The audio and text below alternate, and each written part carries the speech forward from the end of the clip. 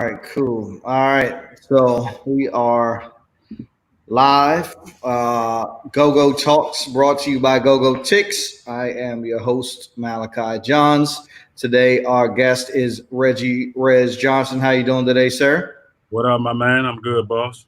That's good. That's good. Let me run these spots real quick. Conscious Crusade, what's up, Akil? Head over to YouTube, bro. You know the drill. I'm gonna run these spots real quick, or not. Wrong button.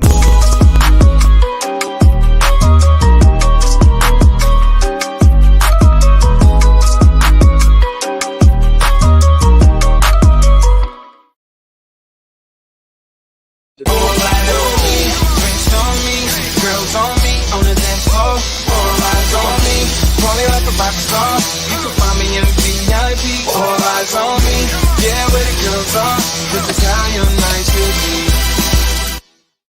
All right, if you want your go-go as fuck t-shirts or champion sweatshirts, head over to Man. gogotix.co right now and get yours. You can see them in the bottom here. Go grab yours right now. Everybody that's on Instagram, please make sure you head over to YouTube. It's just youtube.com/gogotix. I will pin it in the comments. Reggie, how you doing today, my friend? You feeling better? Yeah, man. I had to, take my everyday supplements to stay healthy and good on the inside. And so I'm feeling a-okay. I'm feeling a little bit better. But I do want to That's say good. I need one of these t-shirts, man. You got these t-shirts looking real right.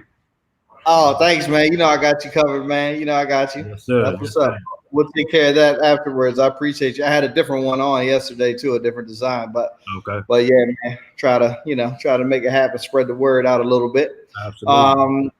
So, Jerron. You know Jerron. He said my bro. Oh, he just said my brothers. What's up, y'all? What's up, Jerron? I thought he was saying his brother said what's up. I thought maybe you were friends with his brother, but maybe you know Jerron too. He's a avid viewer. My Okay. homie.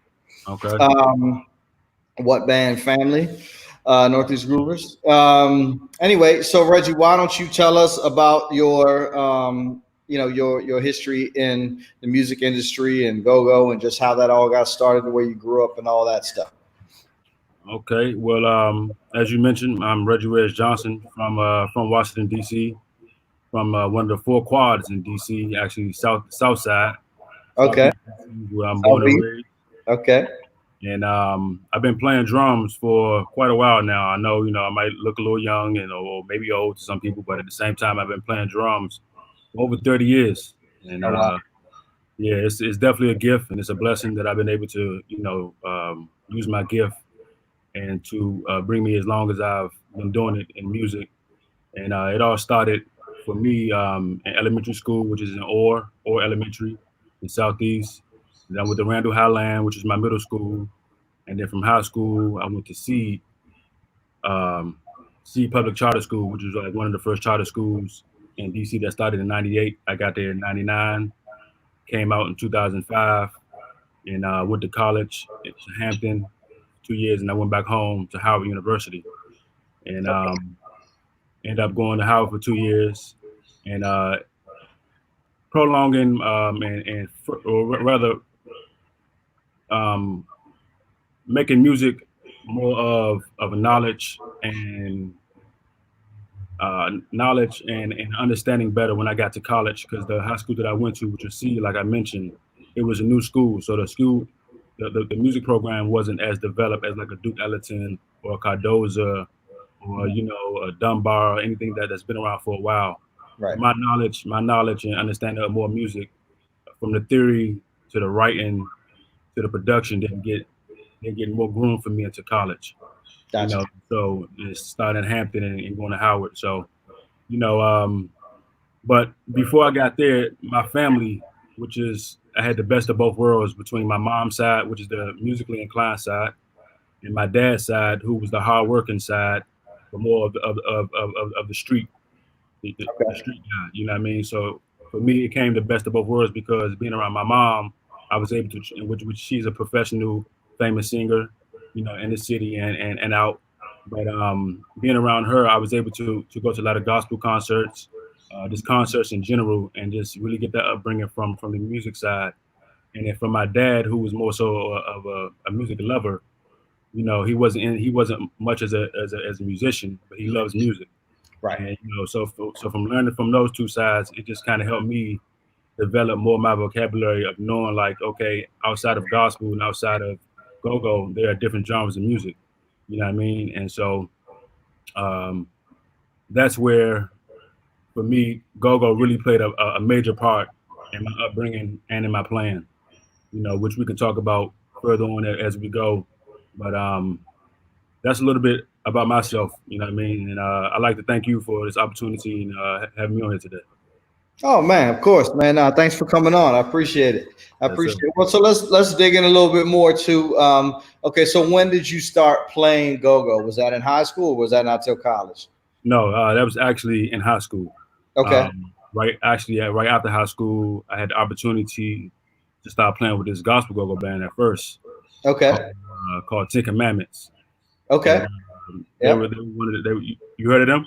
Have you heard of them? Yep. Now I was pretty heavy on the T-Mott Go-Go message board back in the day, and a lot of the gospel go-go dudes were on there. So yeah, Pep from Absolutely. from Mambo Sauce came from a gospel go-go band. Mr. Drew, who I had on a couple weeks ago. Yep. Actually, Pep was in Ten Commandments with Was me. that the band? I knew he was in the band. I can't remember which band it was. But yep. Yep. And so I started there when I was maybe like 16, 17. Played with them for a few years. Shout out to TCB Tony. Yep. He was on. He was on T-Mott too. Yep. And so I started with them, and then actually before that, let me say this because it's going to make sense once I say how I started playing with OP Tribe. So from like 13, so from my age 13 to about, let's say 20, 21, in the summer times when school was out, I would work at NYLI, Mayor's Youth Leadership Institute, which was started by Mary. That's where Jerron says he knows you from. Jerron Ayers. That's where he says he knows you from. Yeah, yes, sir. Yeah. Yes, sir. So for about 7, 8 years, I worked there, and in those years of working there, I met Salih E. Williams and Omar. You know what I mean? And so that started that relationship, and that actually got me more into go-go because back then those are the two biggest go-go heads that I knew. You know what I mean? And so especially E, from being the lead talker, but even inside those Mayor's Youth Leadership Institute days, we played a lot of go-go. You know what I mean? And so it just made my passion more further, and knowing that outside of me coming up in the gospel scene, in the gospel world, like go-go is part of my history too. You know what I mean? Because without it, I wouldn't be the drummer that I am today, or the musician that I am today. And so I said that to say I met E and Omar, but then after I played with the Ten Commandments band, I got the opportunity through Salih to start working with OP Tribe for about 3 years, and that was great because I learned a lot. You know what I mean? Being around him and just grooming me into listening to different drummers who started playing go-go with Chuck Brown and EU and Rare S's at Junkyard. You know what I mean? So to listen to these guys and see how they approached it was great for me because that helped me to understand how to listen to different people and not always think that everything's going to sound the same. So what I'm saying, inside the genre. You know what I mean? So yeah. OP Tribe was some great years, what I'm saying, throughout the years of working with them. And who was playing keyboards when you were with OP Tribe? Do you remember? I cannot remember right now. I only asked because we had Mike Barney on yesterday, who played for a bit there with them, and he said he fired him, so he didn't last that long. But Mike's out here too. He works with Harold Lilly, if you know who that is. He's written, like, he wrote Ego for Beyonce, You Don't Know My Name for Alicia Keys. He wrote nice. Anyway, like, he wrote for every single person you ever heard of in the R&B pop world. Zayn, everybody. So Yeah, so but Mike is his, is more the production. Harold's more the songwriter, and they work together out here in Studio City. So he was on yesterday, but he used to play. All three of us used to play for OP Tribe too. Like I used to play for OP Tribe too, but it was probably a little before your time. I'm sure it was like What were you 97. playing with Open Tribe? 'Cause I you was played there guitar. like 96, 97, I think. Yeah. You was playing guitar. Yep. Yep. Gotcha. Yeah, yeah. So ICANN was still there when I played. So it was before they started switching people out. Um, but yeah. So I just thought it would be funny if you were there at the same time as Mike because he was on yesterday. But anyway, so okay. So how did it go? How'd you go from Ten Commandments to OP Tribe? Just he called you one day and was like, "My good friendship. I need a I need a Nah, drummer." man.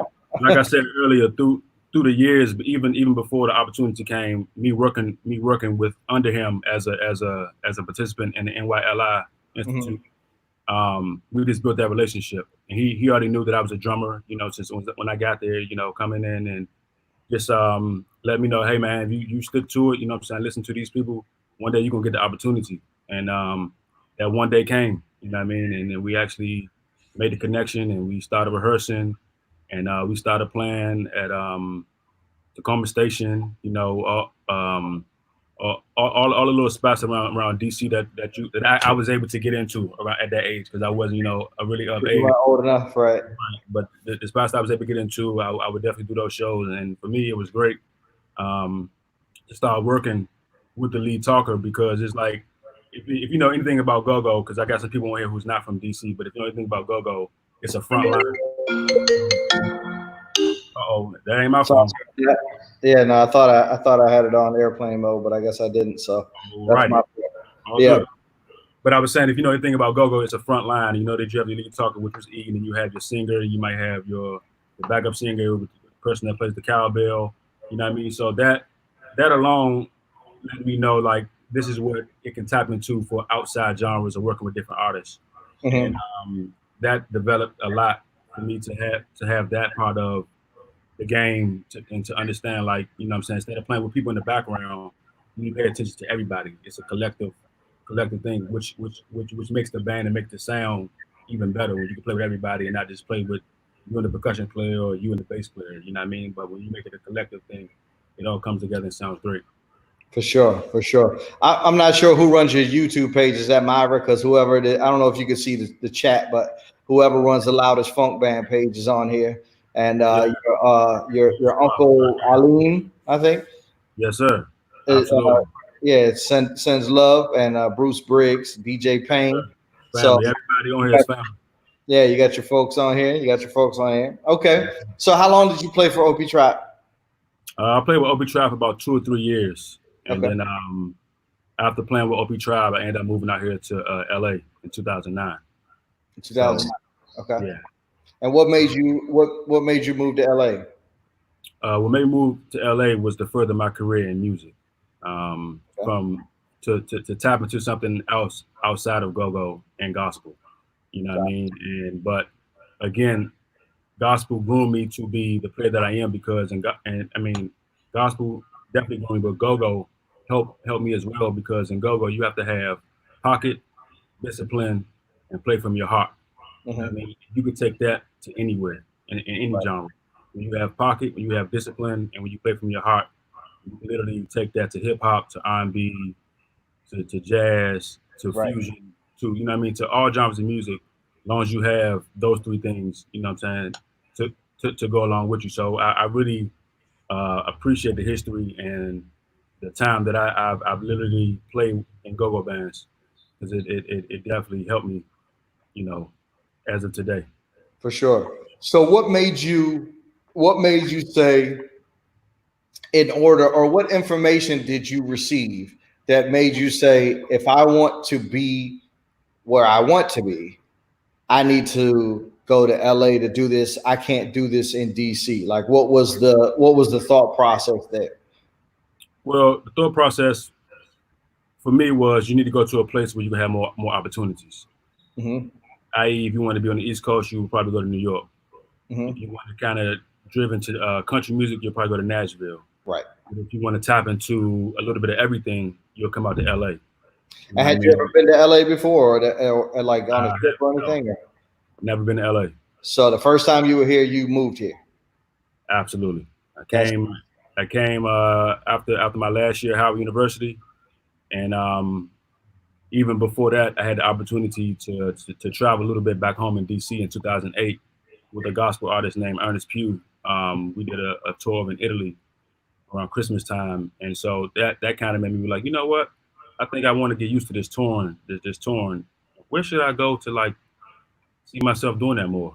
It was Mhm. like, well, I've been in the East Coast all my life where it's cold. I know LA has great weather, and I know you have plenty of opportunities. And Mhm. so, end up choosing LA. Moved out here in 2009, and yeah, but that was my main some of Did my you main. did you know anybody out here before you moved out here, or you I just did. came? No, I Okay. did. I knew a few people out here. Even from drummers to other musicians. Eric, I don't know if you know who Eric Valentine is, The but name sounds familiar, but I don't know personally. okay, yeah, but he was out here for years, and he used to play with Patty LaBelle, William Beckton, a host of other artists. But he moved out here way before I did, but I used to talk to him a lot. And he would give me stories and encouragement of, hey man, if you ever think about it, once you get out here, you make it what it is, and you start meeting people, and then you find out it's all in who you Yep. know, and then that's how you grow. Because when it's all in who you know, and that's how you grow. Yep. No, that's exactly the conversation we had with Mike yesterday. It's all about relationships, and it's not just that. But I think people miss one part of that. They think that if I know somebody, that person is just supposed to help me get to where I need to get. And what we talked about a lot yesterday was that you have to be adding value to the situation. The relationship is a two-way street. It's not just a put me on, help me out, do what I need, and fuck what you need. You know what I mean? Right. So that's a really important piece of it. Mm-hmm. So when you moved out here, you didn't? I assume you didn't have anything lined up, right? You were just coming out here trying to figure it out, or did you have like a I tour? came out here with the mentality of straight grinding. I Okay, didn't I, I didn't believe in handouts. I believed in actually starting from how I started in DC, which was in church, and because I knew that would get me to have opportunities of meeting other musicians right, that that's from different places that I didn't know or that I never met before. So that actually helped me being out in the IE. I started out in the Inland Empire before I came to LA, which is okay. an hour from LA. So like San Bernardino, Highland area. Started Mhm. out there for about 3 years, but I would always commute to LA because LA was the spot that always had like live music from jam sessions to even sometimes sheds or shows that what I'm saying that you want to be tapped into because this is the place, like I said, you want to have or be rather for the opportunities. And Right. so with that came the opportunity of meeting people that knew about auditions, and because in LA you sometimes you hear about them and a lot of times you don't. But Well, like I I said, want to slow down a little bit on some because you went through a few things really fast. So one is you started with church. Did I hear mhm, that correctly? When you came out here, you went. That was your first strat. So you had a strategy. The first thing mhm, I'm going to do is I'm going to find a church, and theoretically, I don't know if it's like this everywhere, but I know that back home, church is where most musicians make their money. And go-go is a side thing sometimes, and they may play in other bands or whatever. But church, if they're a full-time musician, the church is where they make most of their money. I remember when I first came out here to LA in 2001, I think. I was just at Guitar Center playing at a guitar, and some guy came up to me and was like, "Yo, I want you to play at my church. You sound great, or whatever." And I went to his church, and I think it was in South Central somewhere. I can't remember exactly where. mhm, And I played, and I have it in my mind that I'm like, okay, well, this is a gig that can help me sustain myself. And I talked to the pastor, was like, yo, we'd really love to have you come play. And I was like, okay, well, what are the particulars? Is there a budget, or how's it go? And he was just like, well, no, we play for the love of the Lord. We don't pay anything. And I just mhm. like I'm sorry, but I can't I just can't make that commitment. So when you first started playing with churches out here, did you order? Was the first gig? I mean, that was only my one experience, so that may not be indicative of everything. But already doing like paid gigs at churches when you first got here, or? Yes, I was. I mean, it started off with certain things that didn't always pay, of course. But when it came to actually a committed Sunday morning, every Sunday, Right. every week, you have rehearsals and whatever other things they may have going on. Yes, it was a nice paying situation, especially back in those days because 2009, living out there in the IE, like it was actually good enough money to sustain myself for being out that way. You know what I mean? For people that don't live here or haven't ever lived here, the outskirts of LA are significantly more affordable to live in than living in the city. It's very expensive to live. The closer you get to LA, the more expensive it is. Yeah. Similar to back home, like if you live in PG or something versus living in Right. the city, it's the same thing. I assume it's the same in most large metropolitan areas, but the housing is extremely expensive out here. So, and the other thing you sort of went through fast is you were playing in church that was allowing you to meet musicians, and then they were helping you find places where there were jams and sheds and stuff. So, what is for a non musician person? What is a shed? Because it's not a common term outside of the music industry and the music community. So a shed is when a group of musicians, even in your realm of you play drums or guitar or keys or bass, you have like three bass players or three drummers or three keyboard players that you all get together and you share information. So it's Mm-hmm. kind of like iron sharpening iron. Some people may see it as being a competition, or some Mm-hmm. people may just see it as like, oh, do that again, like So you getting information and you learning something from the other person. I mean, Right. so we used to do that a lot. It's music, you mean? So you're sharing musical information, like, hey, this is how I do this. This is how I do that. Right. So Most. yeah, like, that's why I said between like if you're a bass player or drums or keys, you're kind of locking with that instrument and call your friends, what I'm saying, to get up and say, yo, let's share it or let's practice. It's a different word for practice. You're just not practicing by yourself. You know what Right. I'm saying? So you and it's called sharing information. Got So which we call the share. Right. Well, and did you have, if there's a way for you to get your light a little bit better, you're like into the light and then out of the light. I don't know if you can have a little more light you can shine. If you can't, that's fine. It's no big deal. But Yeah, I think it's laptop fade in and out. I'm gonna try to keep it up. I got got you. cool. So was that something that you experienced a lot in the DC scene, the shed situation prior to Yeah. moving to LA? Absolutely. I Yeah. grew up. I grew up in sheds. That was one of the things that besides go-go and gospel that kept you on your toes. You know what I Right. mean? The thing about DC, you being from DC, like it's one of those cities that will make you stay on your toes because there's always somebody that, and it's not even more so about competition for me, but it's always somebody who wants to be, on top. You know what I mean? And which is great because it always gives you something to look forward to. You know, Hmm. and want to keep you up on your gift. You know what I mean? Like I said, for me, it's a gift and it's not about competition. But at the Hmm. end of the day, competition, it makes you better. Because I am competitive when it comes to sports.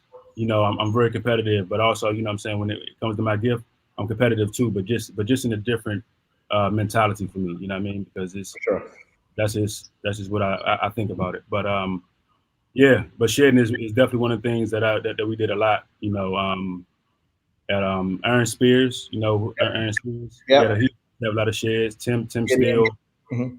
Tim Steele, even Buggy, Paul Edwards, that all these guys I grew up under in sheds, you know what I mean? Just watching them and checking them out. So Gotcha. Well, that's interesting because I mean, it makes sense. Most, Aaron and um, Tim, are more on the sort of R&B church side, I guess. Aaron obviously playing for Usher later and Gideon and the gospel band. But and maybe it's just me. Maybe I just never ran across it, but I never ran across that many sheds coming. I'm obviously a little older than you. You know what I mean? I graduated about 10 years before you did. But I never. I mean, I did used to link up with Bubba from Backyard, and I used to link up with Callie from Backyard, and we would jam out. But it would just be like us. Maybe sometimes Bula would show up, and then maybe sometimes I think one time we jammed out with Alvin White, who's a dynamite guitar player too. But it wasn't that often, and maybe because I'm from Annapolis, so I'm a little bit further out, so maybe it was just that I wasn't in close proximity. But I just, to me, it wasn't something that was a regular thing coming up in the go-go scene. And I really was only in the go-go scene back home. I didn't really play in church or with R&B bands. I did play with a couple R&B bands, but mostly go-go. So I was interested because I think that it like you said, steel sharpens steel, and it is a great, it's a great method to get better at your craft. And I think that it's something that, and maybe it is different now, because I noticed there is, the younger generation of musicians, whether you're looking at, your top fives or your, these younger bands, they're really, really, about their musicianship, where with us guys, my age group, I'm not saying that people weren't about their musicianship, but it just wasn't as much of a thing. It wasn't as much of a, let me say this, and Sure. it was more of a drummers thing. Gotcha. So like you said, Tim and Aaron was more on a gospel and an R&B side. Yeah. But like I said, it was still drummers from like Stomp to Quick. Yep.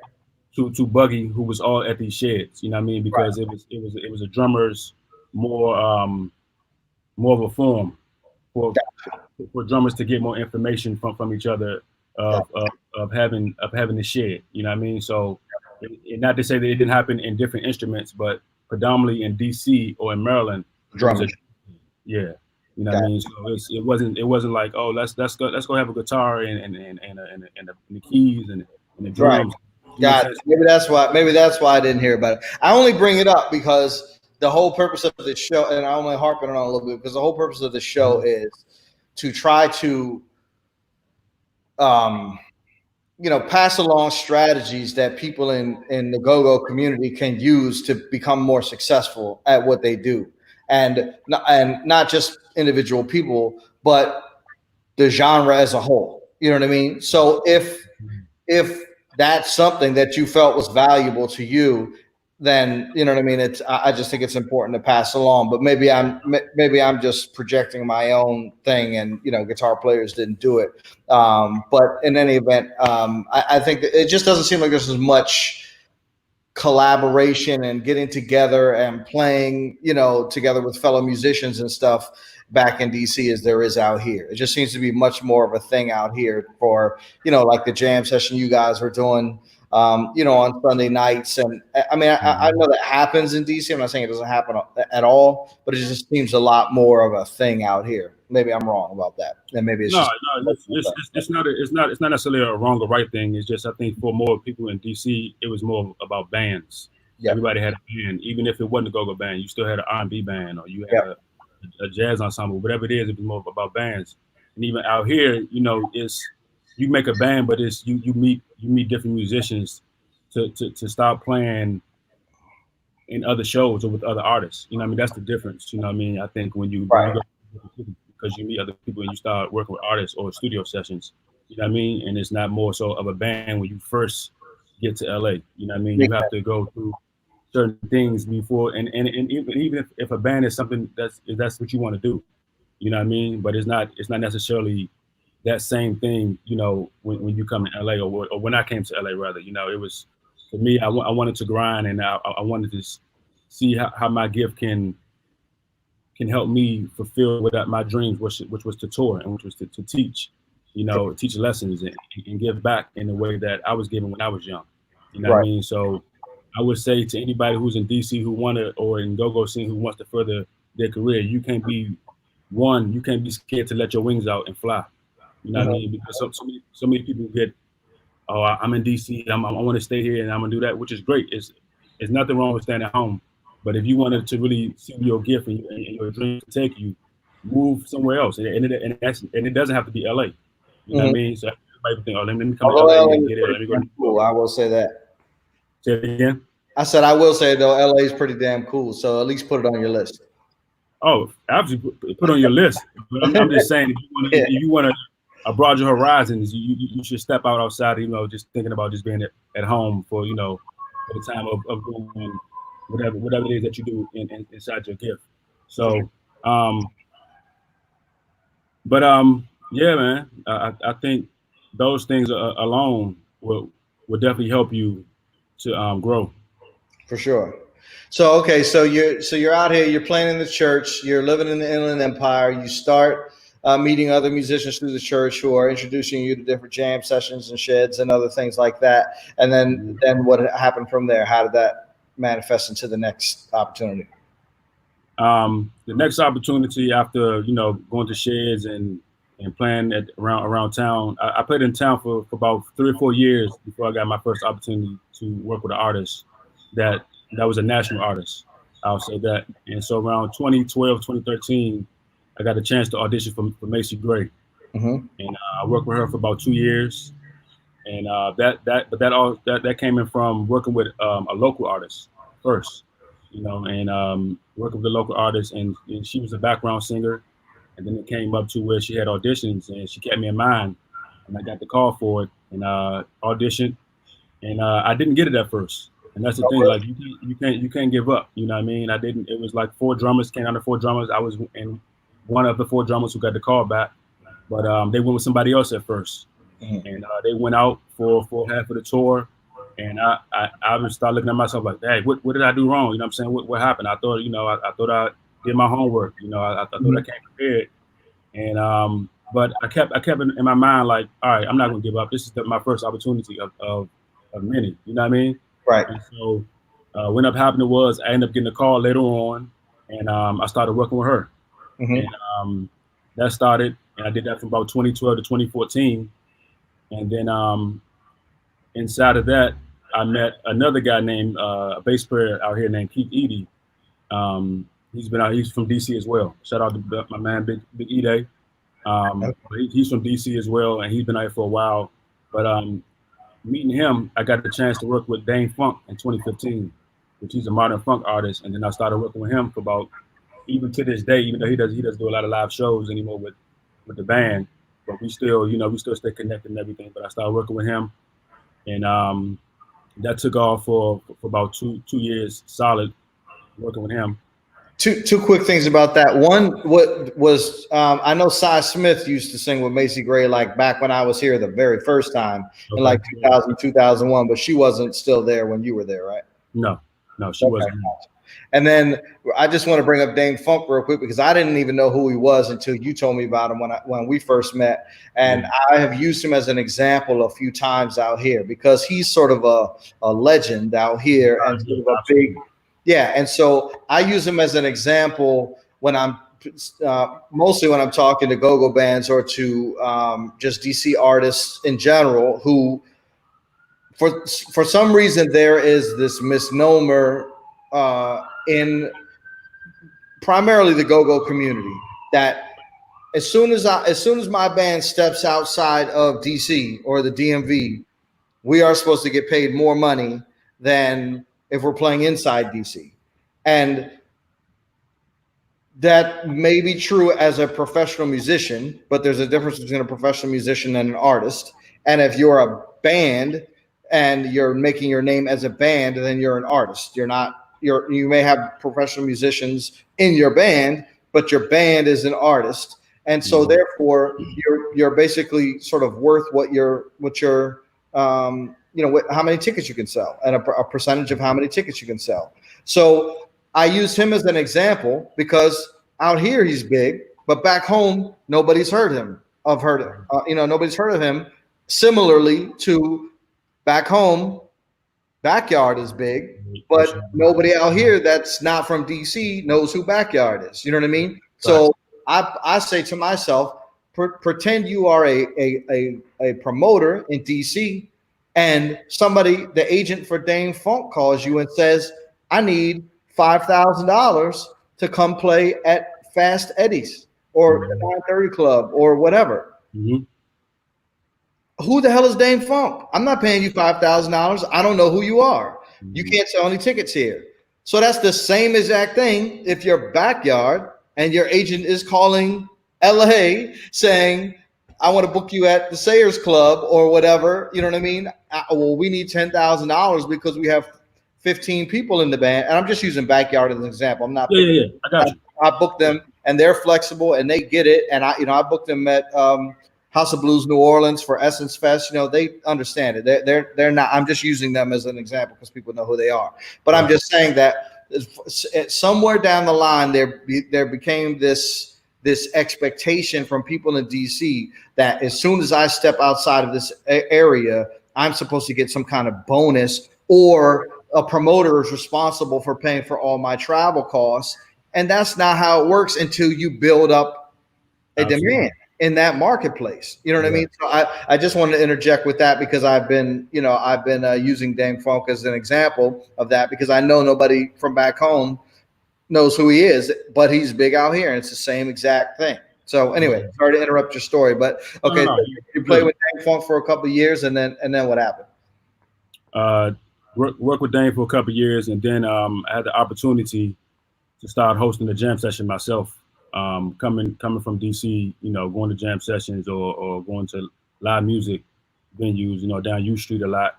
Mm-hmm. It was something that LA had when I first came out here, but then it started to die down more so for lack of words, because of places started closing.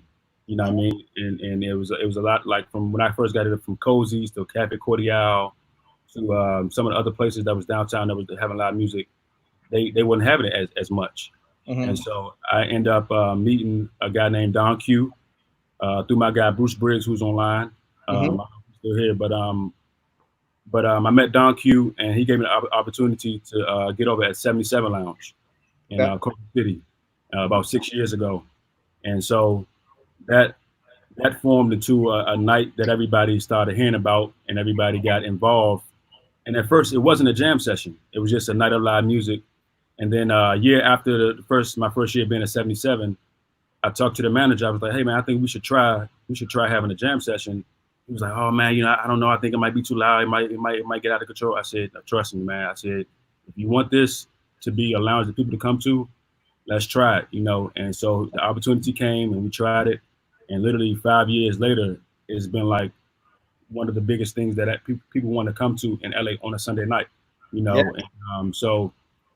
And out of that situation, it came my band that I work with and that I love dearly now, Loudest Funk. That whole situation from the 6 years formed the band that I had, and I never had the intentions of even like, oh, it's gonna be a band. I was just trying to make it a thing for people to come out and have a good time. You know what I mean? Wait, so what was it? What Loudest Funk wasn't the band when you started it before the jam session part? No, Loudest Funk started inside of 77. It formed all inside of 77. But even before Loudest Funk, we were called Triple Threat.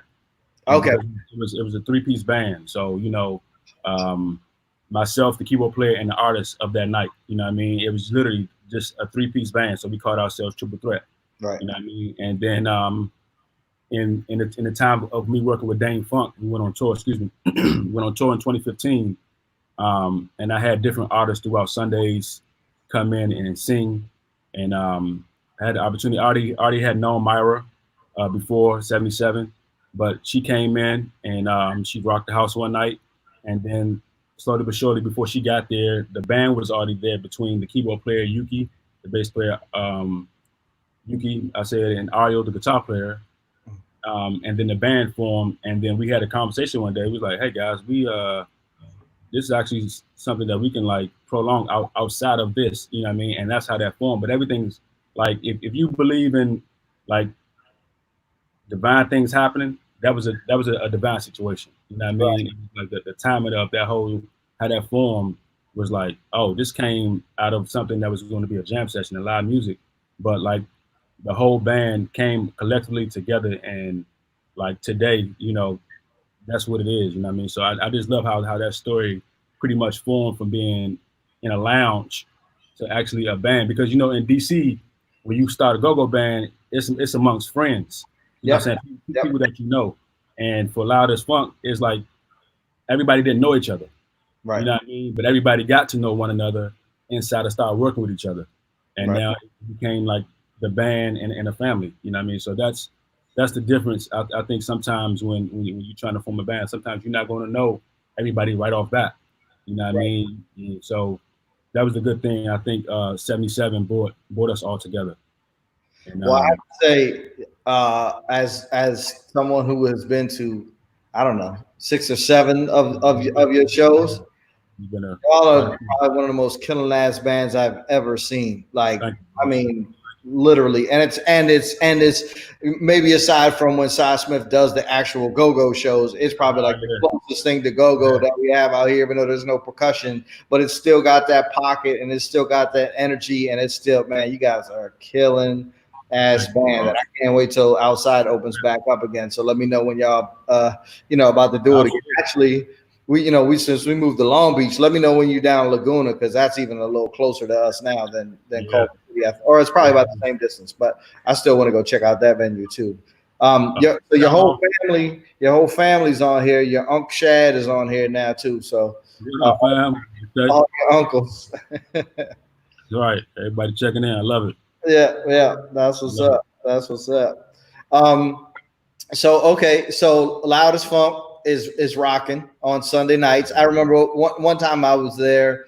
Lettucey was just there chilling at the bar, and it's just, it's a small lounge. It's like Indulge or something like that. You know what I mean? Back home, it's not like a huge place, but yeah. So to just walk in and see somebody of that caliber just like chilling at the bar watching the show, and many other people too. But that's just the one that I remember the most. Yeah. Yeah, man, you Yeah. guys really got a dope thing going. Yeah, man. It was funny that you said that she was there because the artist that was there that night, he told her about it and she came to support him. But Oh, like after we went on a break and I started talking to her, she was like, I didn't know about this. This is great. You guys are great. And it's like for an artist of that caliber to say that is like, okay, we know that we're doing something right. You know what I mean? To even to keep it going with the live music. So mhm. I definitely appreciate her for coming and countless of other artists that came through. Mhm. Um, but then outside of that of 77 Lounge, um, we were able to last night just to bring this back to um, what we're talking about. We were able to do a live because everything is virtual right now, as you guys can see and tell. We did a live last night with Bill Bellamy on his page, and Dope.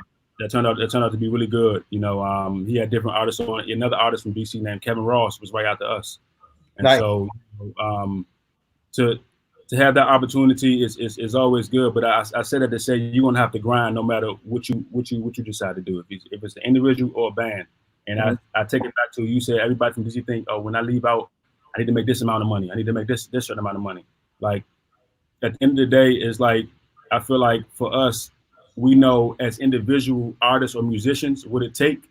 So when you come together collectively, we not all think, okay, we're gonna go make this amount when we go here and go there. But you have to negotiate certain things for yourself to even to know your worth. You know what I Yep. mean? And you can't compare yourself. We don't compare ourselves to a mint condition or somebody, you know what I'm saying, and that caliber because they've been doing it for a while. But we do know that like we can get there. You know what I'm Mhm. saying? So it just takes that time and mentality and know like let's take it literally one day at a time, but let's do it collectively so we can know like when we see that day, like we can all know like yo, we used to do these gigs for such and such, you know what I mean? These amount of dollars. You know what I mean? So it's an appreciative thing to know like let's start at 77 Lounge, but let's take it somewhere else. You know what I mean? Because it's way bigger than just starting here. So that's that's what I would I would say to certain bands to have that mentality to know like you're gonna get your worth, but you also got to start with knowing like all right, I'm gonna have to put some more time in, even though I know I did it in DC for 10 years. You know what I mean? But it's like you go to different places and you have to put the Yeah. extra work in.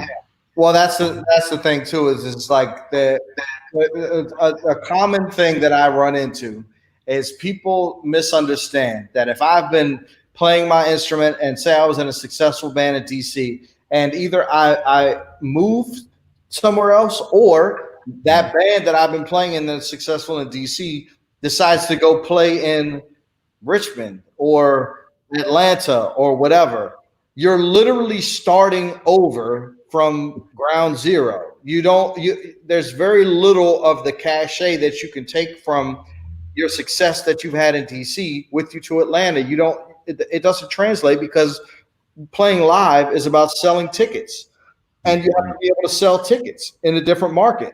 So if you can't sell, I mean, it's really not that complicated if you put yourself in the shoes of the promoter. And maybe it doesn't seem complicated to me because I've been on both sides. I book shows, on behalf of the venue. I book shows on behalf of the artist, and so I understand how the formulas work. But it's really not rocket science. It's like, okay, if I am a promoter, what am I doing this for? Am I paying this band because I just love this band and they're a good band? No, I'm paying this band because I think I'm going to make more money than what I have to pay them and keep the difference. So if you know that the venue that you're playing at is a 200 capacity venue and the tickets are $20, you know that the most money that can be made is $4,000. And then the promoter still has to pay for the security, the flyers, the venue, all of that. So if you're just saying, well, we get $5,000 in DC, well, it doesn't matter. You know what I mean? What you make in DC, only $4,000 can be made here, and you don't have any history of selling tickets here. You know what I mean? So it's really it's not that complicated of a process, but it seems to be something that's very lost on go-go bands and not even just go-go, but just artists from DC in particular. I'm not sure where it happened from, where that came into play, but that's definitely something that I'm trying to get through people's heads throughout this interview series. And I'm going to sort of bring it back to that, but I want to make sure you get to your next level, because they're obviously you've made another step up in the world from Macy Gray and Loud as Funk. So tell us about that. So about 2 years ago, to get back into that, about 2 years ago, I started working with the legend, icon himself, Kenny Babyface Edmonds. And to this day, that's been one of my highlights of working with the artist, of somebody whose catalog is from writing to producing, but to actually being a great person. That's one of the main things that I take from working with him. For everything that he's done, and everybody who's a Babyface fan, or maybe not, you still know a lot of his work, and but his main thing is to be a great person first, and it's not just what he says, it's actually how he is. So and seeing that and knowing like you can have all the things that you want in the world. So if you're a band and you want to make this amount of money, like if you don't know how to treat people, you're not gonna get far. You know what I mean? And so that's what I take from working with Babyface a lot, But besides that, he's a genius. So I learned from the knowledge side. I learned from sometimes from the business side of learning how to run things. You know what I mean? Those are the things that it comes with working with someone like him. You know what I mean? And so I definitely want to dig into that a little bit. But can you tell us real quick how did this come about? How did you start playing for Babyface? So funny story.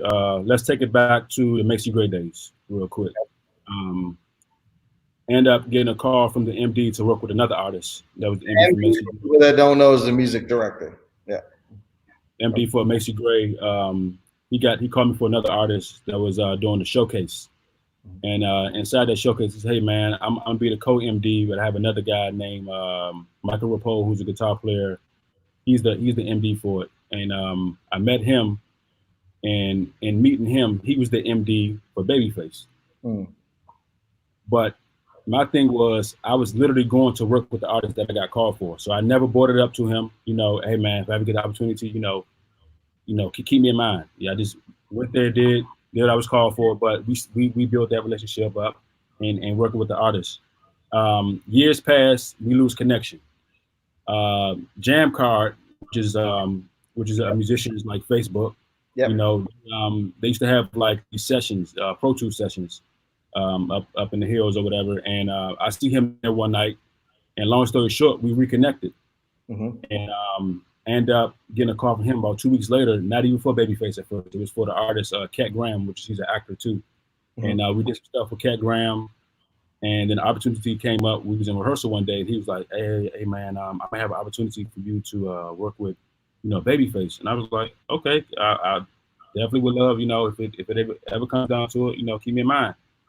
End up coming around, and I was And knowing you, your facial expression was exactly the same. You didn't show any excitement at all. You were just like, definitely. I was definitely excited. You know, you definitely got to be excited. you don't show But no. I mean, I'm telling this story, but okay, let me tell you how it really went. Then, if you really want the Yeah, break it down, break it down. But I'm with the Yuki. I'm with this. That's the best player allowed to smoke. Everybody, my brother Yuki, he came to the studio. But, yeah. But so that came, and it was a situation too where he said, "Hey man, I'm gonna have the opportunity for you to start working with Babyface," and I said, "Great. I mean, please keep me in mind, you know." And so when the opportunity came, it was only supposed to be for a few months, and the few months end up turning into a couple of years, which is really great because, you know, I'm learning more every time that I go out with him or I work with him. You know what I mean? So it's the benefit of really knowing. Not only is he a legend, but he's somebody who's really a great person.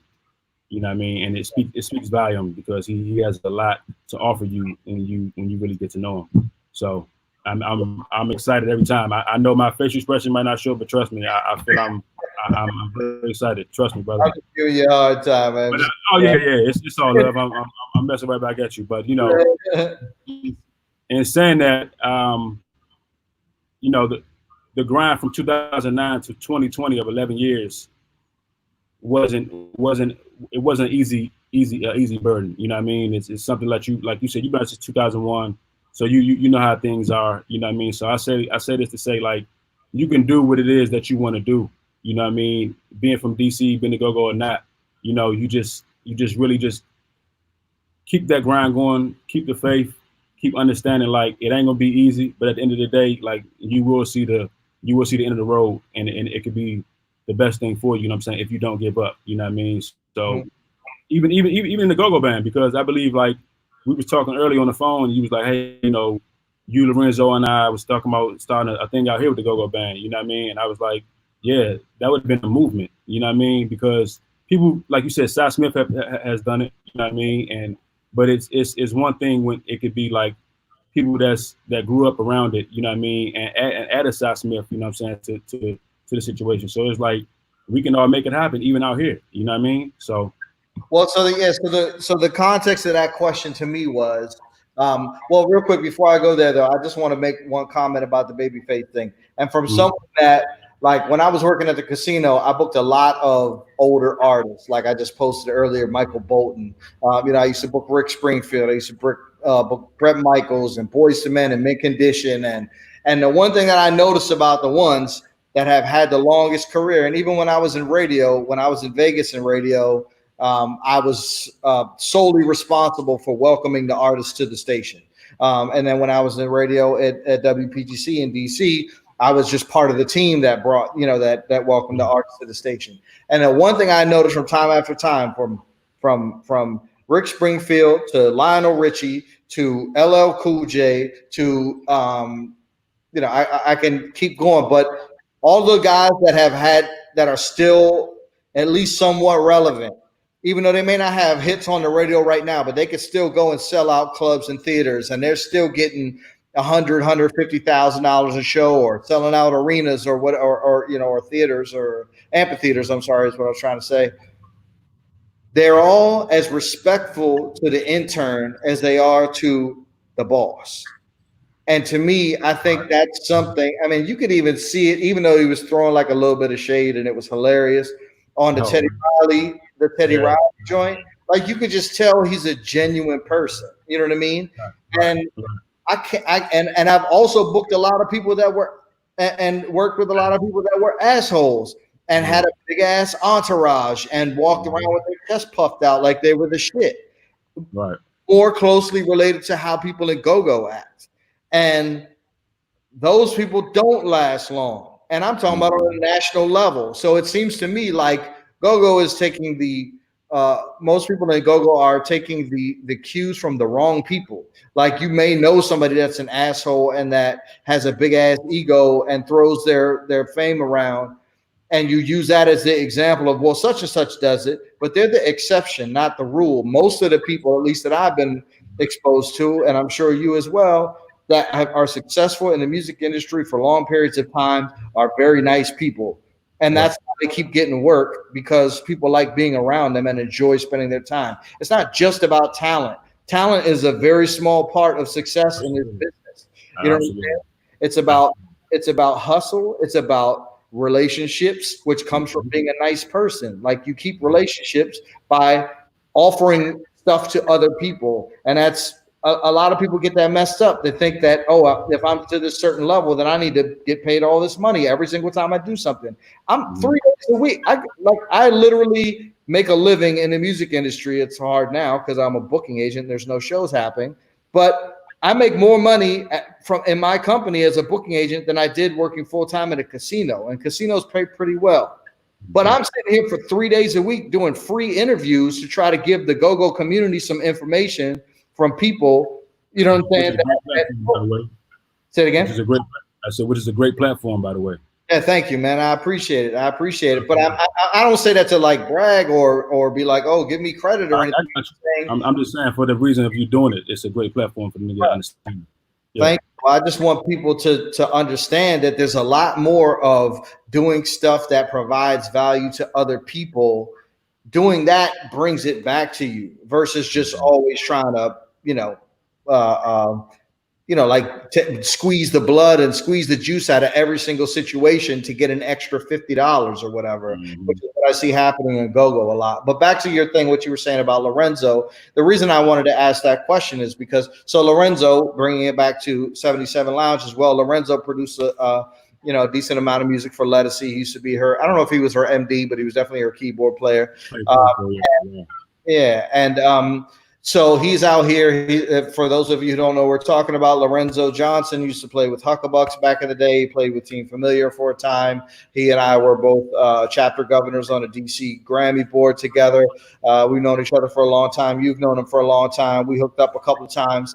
And out here in LA, we're three go-go dudes, talking about, well, how can we do go-go and make some go-go shit happen in LA? And so my question to you is, from somebody who has just gone through the whole story that you went through of from grinding out, playing in the church, to playing with Macy Gray, to now playing with Babyface, why would someone that's had the success that you've had in Los Angeles, California, still even give a shit enough about go-go to want to still do something with it out here? Because I think it speaks to the power of the genre. Great question. I will answer that in a way of saying, like, you at the end of the day, you still need to have your own thing that you're doing. Yeah. And outside of that, like, because right now, say if it wasn't a pandemic, if it wasn't COVID or, everything that we're going through today, but if the artist that you work with just decided to not go back on the road, what you want to do? You know what I mean? So I felt like in having, i.e. Loud as Funk, which is something that I started, or the founder of it, but that's when we are a band. Like, now I'm able to focus on that as well, and not just be like, oh man, when am I going back on the road? When am I going back? You know what I mean? Because like, you have to have that drive. You know what I mean? That's going to keep you, even if it's not a band, if it's production or if it's teaching, but you got to find something else for that niche. And I felt like us being musicians, yourself, Lorenzo, and myself, wanted to make it happen because, like you said, go-go is as being go-go members of different bands, we wanted to see if we could bring DC to LA. Right. You know what I mean? And I felt like, I know other musicians who's from DC that we talked about starting a go-go band. It's like, this would be a great opportunity. Right. And if you know anything about go-go music, once somebody hear it, if you from DC or not, you gonna like it. You know what I mean? And some people might not like it, but the majority of the time when people hear it, it's like, this it's kind of like funk mixed with some hip hop and R&B. You know what I mean? But it's our own flavor and sauce that we put on it. You know what I mean? So I felt like, go ahead. That go-go percussion is the cheat code. I was talking with, do you know Drew DeCaro that plays guitar with Miguel, white dude? Yeah. So he's from home too, and I had him on the show a couple weeks ago, and that's what we were talking about. That beat, that go-go beat, is the cheat code. It doesn't matter where you're from. As soon as you start playing it, people love it. Yeah, because I mean it's rhythm, you know what I mean. So it's like that rhythm keeps the people dancing, keep the people moving. So it's like I feel like if we was to bring that to LA and whichever way that we decided to do it, it was like it'd be a thing, you know what I mean, and it wouldn't be a bad thing because I don't know if you know, but they actually have go-go parties out here. I don't Oh know yeah, if you even, yeah. yeah, We you know went. what I mean. So We, because there's a lot of people. are you talking about the Cy Smith stuff, or are you talking about like the DJ No, one? I'm talking about something. I'm talking about something totally different. Not even Sam Smith. I'm just saying people who went to like Howard, that's not from DC, or Mhm. people who heard about go-go. They actually sell tickets and go to these parties. You know what I'm saying? They was doing this for years, and I found out about it years later. But they was actually having like go-go music, and then people actually had like Black Alley come out here like 4 or 5 years ago when they had something downtown. You know what I mean? So it was like to to see people actually want to come out here and do that, and people received it well. Mhm. That's what made me even like engage in the conversation with you all because I'm like, yo, I've seen this been able to happen. Like this can Right. transpire, you know what I'm saying, to make this a movement. You know what I mean? And so I was like, yeah, this is something that we should definitely sit down and try to make happen. And not only us three, but knowing other people that's from DC, percussion players, you know what I'm saying, and keyboard players that would have joined the movement and moment as well. You know what I mean? Right. And so I say you should always have something else going for you to sustain, not even money wise, but that's going to keep you driven to want to Create. make money. Yeah. Yeah, Yeah. For sure. For sure. other creative ways of doing it. You know what I mean? So Gotcha. yeah. For sure. For sure. Well, so what do you see like if you could take it back to the OP Tribe days? And OP Tribe is probably not a great example because it was a pretty well run band. You know, most of the guys in it were pretty serious.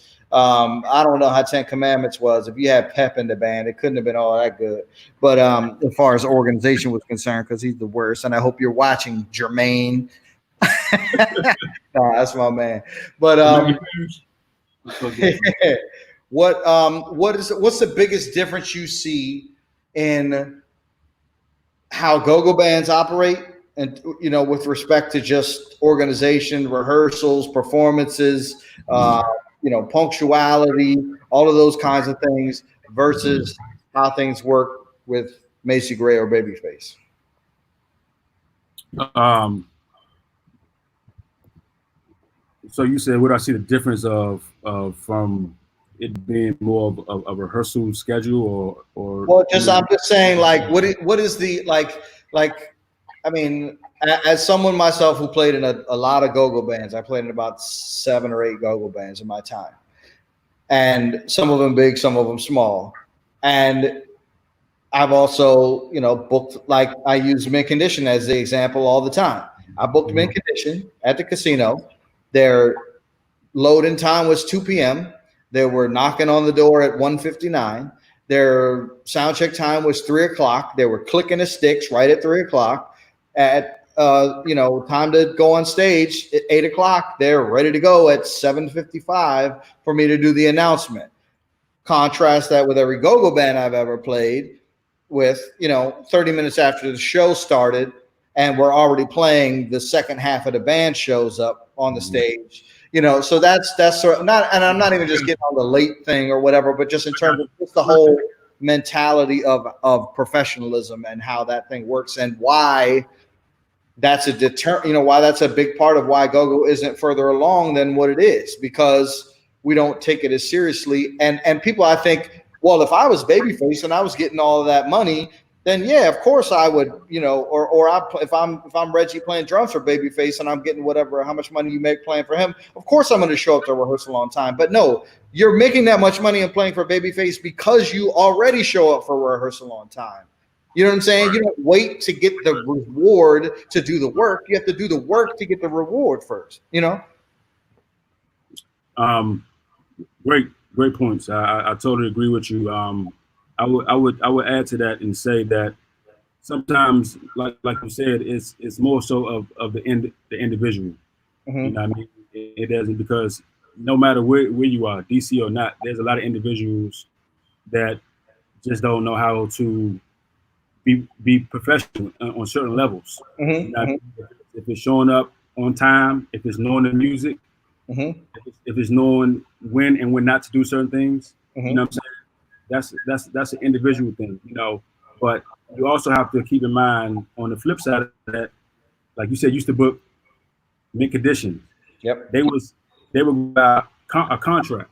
You know what I mean? So when a contract is involved, you want to make sure that you follow all those guidelines to get with your needs to make your needs met. You understand what I'm saying? So it's like if people started having more of contracts in the go-go scene and do things a little different, like y'all got to be here. If not, y'all gonna start getting docked. And sometimes, as an individual, some people ain't even care about being docked.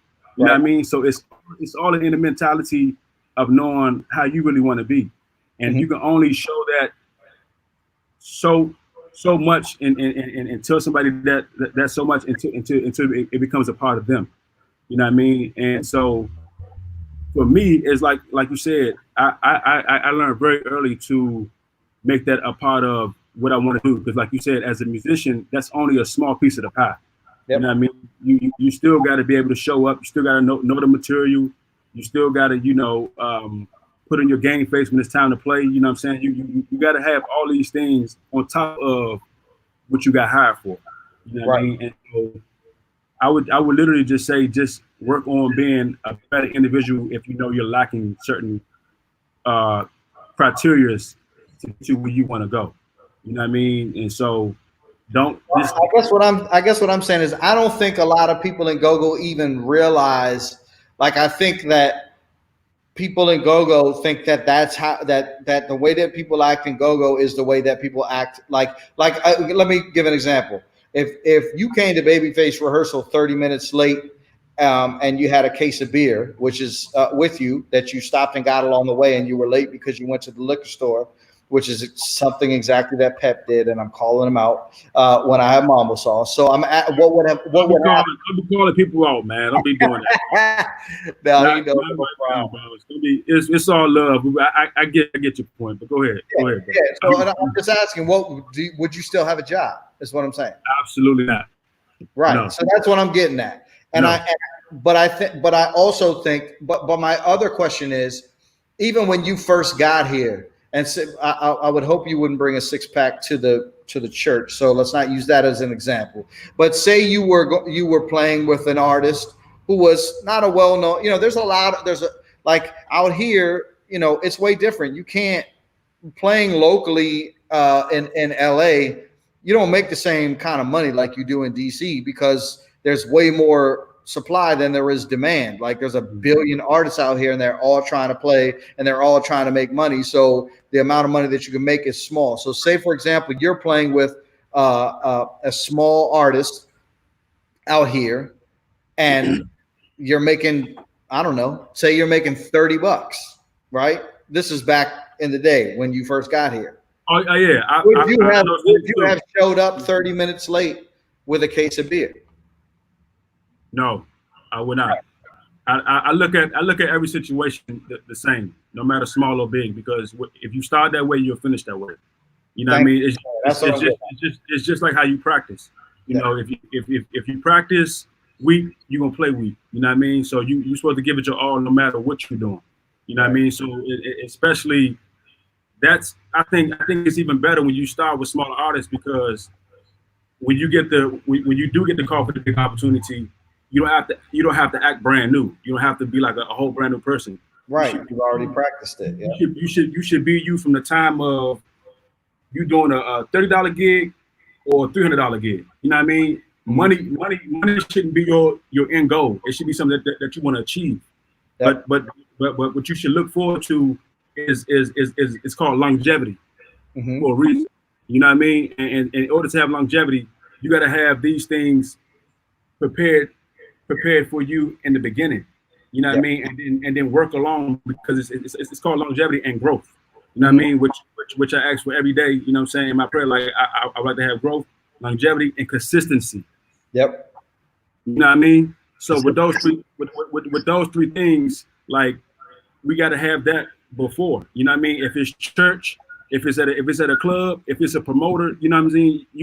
It works in all fields. Yep. You grow as a promoter.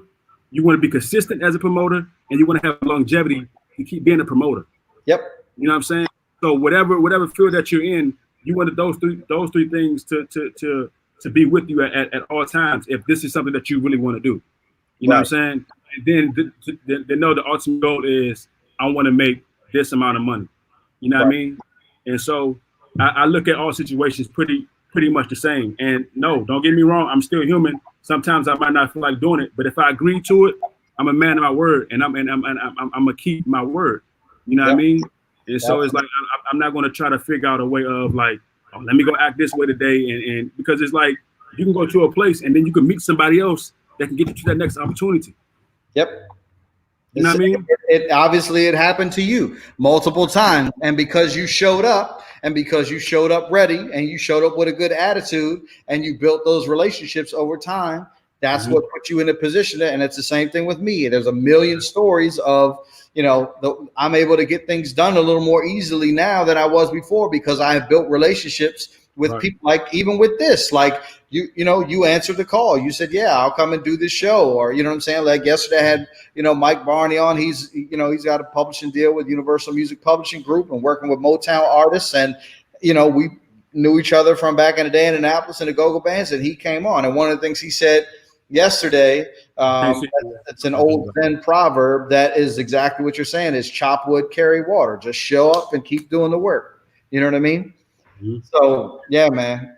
My man Brooks, I don't know if you know Brooks, but he played guitar for Reaction Band. He watches all these shows too. He said that laughing at the Pep slander. If you had a hive, you'd be getting dragged. Pep ain't gonna swing. I'm in California. Fuck that shit. Yeah, that's my man. Me and Pep always go back and forth. I love Pep to death, man. You already know what it is. Yeah. No, absolutely. But man, so let's see. What was this? Okay. Oh yeah. So here's my last question to you. So this is another thing that I think you could have some valuable insight into. With, there are some go-go musicians who play with national artists, and this isn't just a go-go thing. This is just a musician thing, I think. Thankfully, I have a client. I have, RC and the Grits, those guys. RC is Erykah Badu and Snoop Dogg's music director, and he has his own band. And thankfully, he is one of the few musicians that really understands the difference between this is how things go when I play with Erykah Badu, and this is how things go when I am doing RC and the Grits, which is my own project. But there are a lot of musicians that have this false sense of reality that I play for this big artist, and therefore when I'm doing my own project, I'm supposed to get paid the same, and I'm supposed to have the same, sort of extras that I get when I play for this big artist. So can you speak a little bit about, how is it different, going from Babyface to Loud as Funk, and what are the different challenges that you have there, and how you're able to navigate those two things and keep them sort of separated in your mind in terms of expectation and, the amount of work that's involved and all that kind of stuff?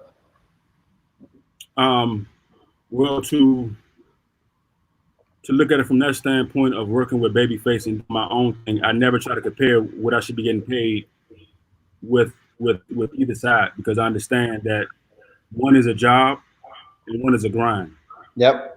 You know what I mean? And so by it being my job, I'm not going to expect already to, when I go back to my grind, to be thinking I'm going to make the same amount as when I'm leaving my house. You know what I mean? And so I feel like, but me being on the road, I learned things that I could bring back to my grind. Right. For sure. I mean? So can you give a couple examples of things that maybe might be helpful to other people, like some of the things that you learned from working with Babyface that were helpful to you with your own band that maybe you could share? Is there anything that comes to the top of your mind? Or even Macy Gray, not to be Babyface, whoever, whatever along the way. Yeah. I got you. I'll take this for example, like working with Macy one day, back to Macy days, and we used to play. So the difference between Macy Gray and working with, because I don't want everybody just to think I just work with Macy Gray and Babyface. I didn't work with artists in between and even more. Yeah, whoever. Yeah. But a lot of artists that I was working with, they don't use Pro Tools, or they don't have a Pro Tools guide to where you plan to a click. Mm-hmm. And so I said, Macy, I use it as an example. The Macy Gray days, everything for her was live, Mm-hmm. you know. And so we used to play her single "I Try" so many times. One of You know my what I mean? favorite songs of all time. Yep. And we were, excuse me, we were somewhere overseas. I can't remember, but in this particular sound check, we kept playing "I Try" like 10 times, like, or maybe more, like this, but pretty much more than normal. You know what I mean? And I'm trying to figure like, why does she want to keep playing this? Why does she want to keep playing this part? Why would we keep doing this? And so we get off stage after the sound check, and I get pulled to the side by the MD, and I'm like, yo, why was we playing, you know, this song so many times? Like we played it so many times, whatever. He was like, yeah. And by this time we had a new bass player, and if you know anything about Macy, she feeds and gets her note from the bass player. Mm. Long story short, we wasn't connected. Me and the bass player, he was new. You know what I mean? And so it wasn't locking. You know what I mean? Just like percussion and drums and go. Yep. You know what I mean? And so what I learned from that is, you know, it was a thing to where she felt like either I was slowing down, or it was a combination of two. You know what I mean? Because she gets her note from the bass player, but she still feels the rhythm from the drums. Right. You know what I mean? Live. And so what I took from that and learned from that was like, even if it was my fault, to actually go back to this growth and consistency thing, like stop playing more with the click. You know what I mean? And to make that an important factor, so I won't feel like I'm dragging even when I'm not playing with a click. Right. You understand what I'm saying? And so speak up to that day. Metronome going, right? Yeah. Right. And make it a mental thing. You know what I mean? So even to this day, working with my band or working with a Babyface, I start looking at things like, okay, it's this tempo. So let me set this tempo in my head and keep it consistent enough so I can know, like, okay, I'm locked in. You know what I mean? So I feel like learning from that mistake or from that time to know what I needed to work on helped me further along, and then just knowing like, okay, I can play. You know what I mean? Because it's one thing to play, and it's one thing to know that you know what I'm saying, like you sound good, but when somebody pull you up on something, you got to know how to take constructive criticism. Right. You know what I mean? And I feel like a lot of times people don't know how to take that, or it depends on who it's coming from. You know what I mean? So like, if you tell me something compared to, you know, E telling me something, I might see it different. You know what I mean? But it's all coming from the same place, depending on how you receive it. Right. You know what I mean? So I just felt like at that time, I just felt like I didn't want to receive it in a way like, nah, man, I played this song so many times. You know what I'm saying? I played it like, what you mean? Like, it's me. Like, how many times I played this song? That would be a typical go-go response. Yeah. Exactly. You know what I mean? Like, nah, dog, we just played this last night. Like, what you talking about? Like, but it's like, yo, it actually happens. Mm-hmm. And if you go back and listen to that tape or listen or watch the video, you can be like, oh, okay, I see what that means. You know what I mean? So it's like, I feel like that's the difference in really knowing how to receive certain things and things that I learned, you know, and knowing like you're always not going to be right. You know what I mean? And it's okay to be wrong sometimes, but no, in your wrong, you can make it right. You know what I'm saying? But you got to be willing to know what your wrong is first. Right. You know what I mean? For sure. To order to make that thing right. So, yeah, bro. I think that's if that answers your question. If 100%. Yeah, no, that's great. I mean, it's a big thing. I mean, it's two questions, honestly. One, because it's like, okay, practice with the metronome. You know, from the music side, you know, if you're a drummer or even if you're not a drummer, practice with a metronome so that you start to develop your internal rhythm. So that even if you're not practicing with a metronome, or you're not playing, you know, with a metronome or whatever, you still kind of have that ingrained in you. I started playing classical guitar when I was 6 years old, and my teacher was like, I can tell you didn't practice with the metronome this week because your timing is all over the place. Your tempo is all over the place. Mm-hmm. So yeah, no. So from a musical side, there's that, but then from the you know, just the professionalism side, being able to take constructive criticism without letting your ego get in the way, and understanding that part of part of growth. You know, part of success is growth. And in order to have growth, you have to realize where you are in the first place. If you already think you're the shit all the time, which is what most typical go-go musicians think, then you're not going to feel like you have any room to grow. You know what I mean? So no, that's incredibly helpful. So what is there anything? What's going on with Loudest Funk? Anything coming up that you want to promote or any or Absolutely, yeah, absolutely, man. know what you got coming up?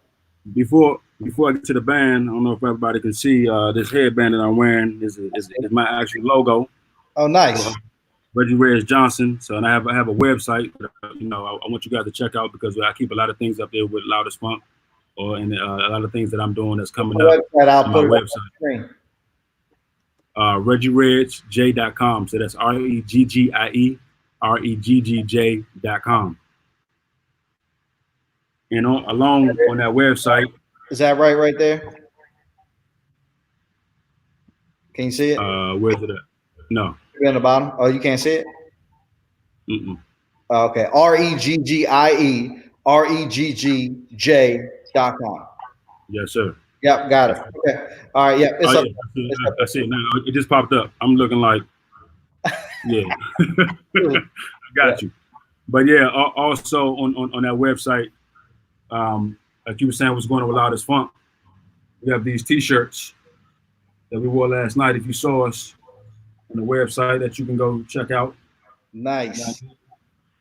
Nice. Got these going on, along with the, since it's FaceTime season. Oh, nice. Face mask. We got to trade out. I'm gonna send you a Go-Go as Funk T-shirt. You need to send me a Loudest Funk T-shirt. Absolutely. And so, and then along, I got a couple things on there that's coming soon with my logo. But I got these shirts. You know what I mean? I got jackets and hats that I'm gonna be selling and everything. So just trying to get these things going. Not only just on my website, but also with the live music. We have a new single that's coming out on June 30th called Funk Times 3, and it's funny because it's funk mixed with go-go. Oh, so shit! Yeah. And I will play a little snippet of it today, but I'll wait for you to check it out because I'm gonna come back on here and we can do this again, and I'll play it. But yeah, bro, those things is happening, and what I'm saying, with myself and the band. Like I said earlier on the interview, we did a virtual show with Bill Bellamy last night, and we actually been in the studio. Anywhere, or is it? Yeah, it's actually it's up on his YouTube page. It's up on our page as well on Loudest Funk Band on Instagram and Facebook. Okay, so you can definitely check that out. And we have an EP that's coming out soon as well.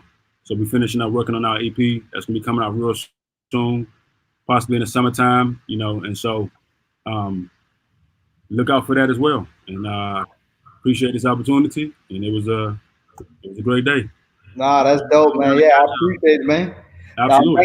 Thanks so much, man. I'm glad you're feeling better. I was worried. That's part of why my excitement not being as thrilled as it should have been, because I'm still feeling this little, and it's not COVID.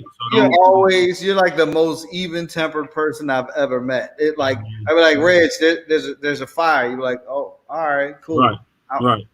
I'm walking out the door. I'm good. You know what I'm saying? Like the most even-tempered dude ever. You and Lorenzo, actually, matter of fact, both of y'all are the same way. I was like, yeah, all right, cool. That's what's up. All right, that's funny. I can turn up too, though. No, I'm just playing. Hey, man, I really appreciate you coming on. Looking forward to outside opening back up so we can link back up out here, man. And thanks again, and thank you to your entire family that tuned in. And thanks a lot, man. We'll do it again for sure. Yes, sir, boss. All right. Thanks, man. Have a good one, Reggie. All right.